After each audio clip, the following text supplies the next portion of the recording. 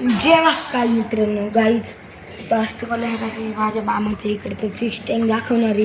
त्याच्या आधी आहे ना आपण तुम्हाला आता माझी बहीण दाखवणार आहे. पहिले हे बाई माझी मामाची मुलगी आहे, तर मग तुम्हाला दाखवते. बाई माझी मामाची मुलगी, हिचं नाव अन्वी आहे.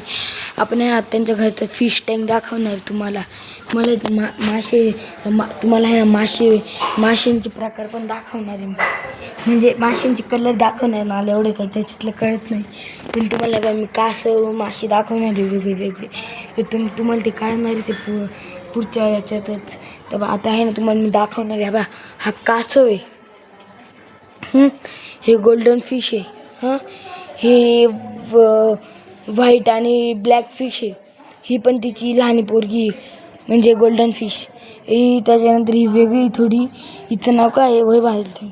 ही नाही का थोडी गोल्डन, ही याच्यात ऑरेंज पण आहे, गोल्डन पण आहे आणि व्हाईट पण आहे. ही तीन कलर याच्यात. हे आपल्याला नाही मामाचं घरचं फिश टँक आहे. तुम्हाला माझ्या मामाच्या घरचं त्यावर पण दाखवणार आहे मी. आपण आहे आता माझ्या मामाच्या घरच्या दवारात आलेलो आहे. तुम्ही पाहू शकता.